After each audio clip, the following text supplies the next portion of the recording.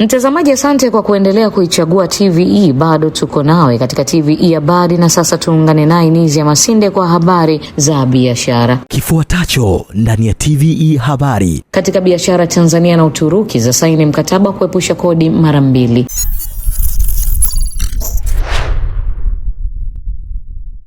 Asante sana Miriam Mlaponi. Na mtazamaji, kwenye habari za biashara leo tunaeleza kuwa serikali ya Tanzania na Uturuki zimesaini makubaliano ya kuepusha kutozwa kodi mara mbili yanayojulikana kwa kifupi kama DTA.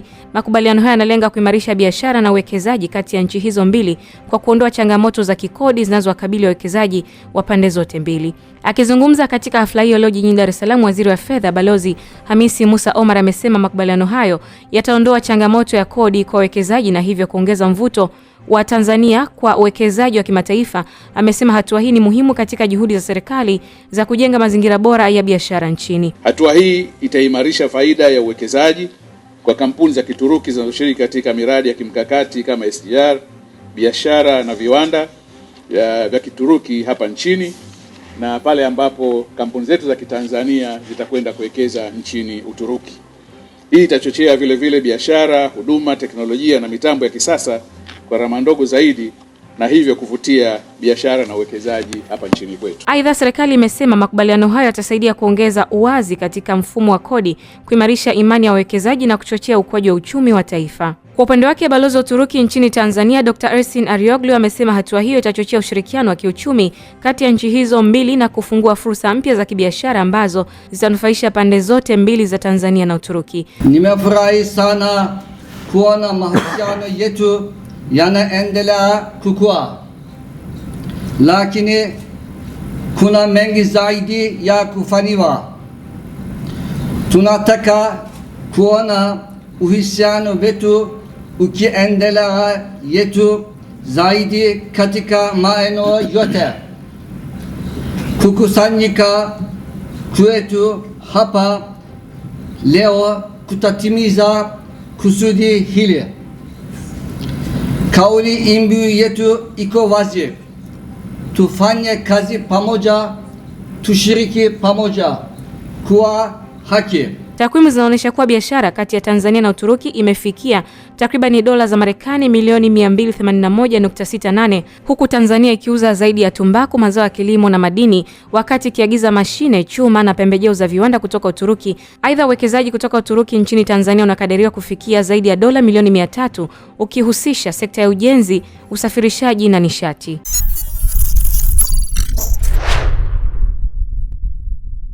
Tanzania inatarajiwa kuwa taifa la kwanza barani Afrika kuwa mwenyeji wa jukwaa la kimataifa la ubunifu litakalowaleta pamoja wadau na wataalamu zaidi ya 200 kutoka mataifa 6 washiriki ili kujadili na kuja na mpango utakaowezesha ukuaji wa uchumi wa kidijitali hadi kufikia dola bilioni 712 ifikapo mwaka 2050. Akizungumzia jukwaa hilo litakalofanyika Julai 16 na 17 mwaka 2026, mkurugenzi wa shirika la Tech and Media Convergence Asha Abinala amesema mkutano huo utaleta pamoja mataifa ya Kenya, Uganda, Zimbabwe, Msumbiji pamoja na Nigeria, ambapo wataalamu watajadili kwa kina changamoto na vikwazo katika miundombinu na mifumo ambayo inakwamisha mataifa ya Afrika kushindwa kufikia ukuaji wa uchumi wa kidijitali, pamoja na kuja na mapendekezo ya kisera na mabadiliko ya sheria ili kukuza teknolojia ya ubunifu barani Afrika. Aidha, Asha amesema mkutano huo ambao kwa ngazi ya kitaifa umeshafanyika mara 5 nchini Tanzania utawaleta wadau mbalimbali wakiwemo wataalamu, asasi za kiraia, watunga sera, viongozi na wadau wengine ambao maeneo mengine yatakayoangaziwa ni pamoja na usalama wa mtandao, ulinzi wa taarifa binafsi ili kuendelea kuwezesha matumizi sahihi ya teknolojia katika kuendeleza ubunifu. Tali barani Afrika unaendelea kukua kwa kasi, huku makadirio yakionyesha mchango wake kufikia dola za Kimarekani bilioni 180 kwa mwaka 2025 na bilioni 712 ifikapo mwaka 2050. Hata hivyo, ukuaji huu unaambatana na changamoto za kimiundombinu zinazoendelea kuwepo mifumo iliyogawanyika na usimamizi, kiwango cha chini cha upatikanaji wa internet, kuzimwa kwa internet, kufungwa kwa majukwaa ya kidijitali na ongezeko la tishio la usalama wa mitandao.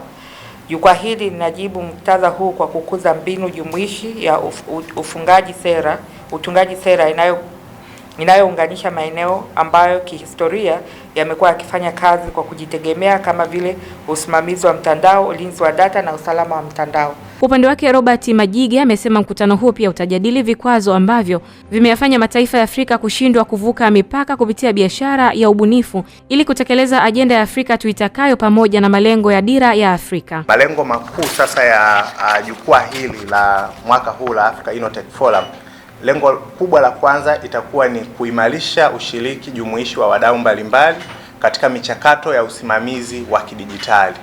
Na lengo namba 2 ni kujaribu kuoanisha mifumo ya sera katika usimamizi wa mtandao, usimamizi wa data pamoja na usalama wa mtandao.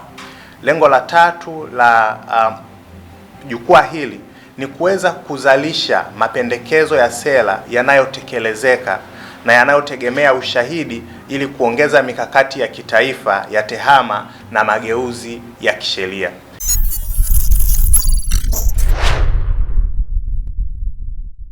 Na chuo cha biashara CBE kimeendelea kuboresha mitaala ili kuwawezesha wahitimu kujiajiri na kutengeneza fursa za ajira kwa vijana wengine badala ya kutegemea kuajiriwa pekee, ikiwa ni katika mkakati wa chuo hicho kuunga mkono serikali kukabiliana na changamoto ya ukosefu wa ajira. Hayo yamebainishwa jijini Dar es Salaam na mkuu wa chuo hicho cha biashara CBE Profesa Edgar Luoga katika mkutano wa alumni wa chuo hicho uliokutanisha makundi mbalimbali ya wadau waliowahi kusoma kwenye chuo hicho, ambapo wamesema kwa kutambua changamoto ya ajira kama janga linalokabili dunia nzima, wameelekeza mitaala kwenye kumwezesha mhitimu kujiajiri. Aidha, Profesa Luoga amesema kupitia mkutano huo wameweka mpango wa kuwatumia alumni wa chuo hicho wanaomiliki kampuni zao binafsi kutoa fursa za mafunzo kazini kwa wanafunzi wa chuo hicho. Tulihakikisha kwanza somo la ujasiriamali linafundishwa kwenye mitaala yote, lakini tuliongeza pia kufundisha masomo kama ya tehama yanafundishwa kwenye mitaala yote, masomo kama nilivyosema hapo entrepreneurship, somo la tehama, masomo ya information literacy, jinsi ya kupata hizi digital resources yanafundishwa kwenye mitaala yetu yote,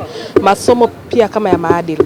Lakini pia tumeboresha kwa kuanzisha incubation program, yani program ya mambo ya ubunifu. Kwa wanafunzi wetu wenye mambo ya ndoto ya kufanya biashara au ubunifu wanaoleta, tunawalea na wanaweza kuwa wafanya biashara kamili wakiwepo chuoni kwa kushirikiana pia na alumni. Kwa upande wake, mkuu wa shule ya uongozi Kibaha Marcelina Chijoriga ambaye pia ni alumni wa chuo cha CBE alipokuwa mgeni rasmi kwenye mkutano huu amezungumzia umuhimu wa vijana kuchagua na kujielekeza kwenye masomo yenye fursa ya kuweza kupata ajira ama kujiajiri kwa urahisi, huku akisisitiza kuwa uhasibu ni moja ya masomo yenye mahitaji makubwa ndani ya jamii na amewataka vijana kuacha kuchagua kazi. Kuna mitaala ambayo inajulikana kabisa ukisoma mitaala fulani ajira zake ziko rahisi zaidi kupatikana.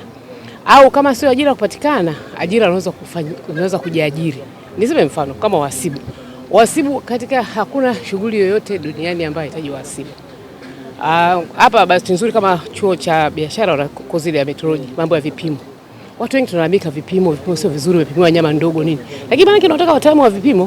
Kwa hiyo nataka niseme kwamba kwa wanafunzi, mimi ninakuwa alumni kwa sababu nimechagua kozi ambayo itanisaidia kujiajiri au kuajiri.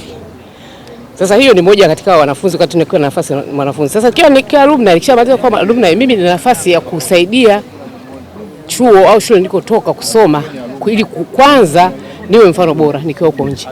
Mtu akiniona mimi au afurahi kwenda kusoma CBE. Nao baadhi ya alumni walioshiriki mkutano huo wamesema mkutano huo umekuwa ni chachu kubwa ya kuimarisha ushirikiano baina ya wanafunzi, uongozi wa chuo na wahitimu mbalimbali wa chuo hicho kuweka mipango ya maendeleo ikiwemo kujadili changamoto ya ajira. Asante sana mtazamaji na Miriam Mlaponi, hayo ndio yaliyojiri kwenye habari za biashara kwa siku ya leo.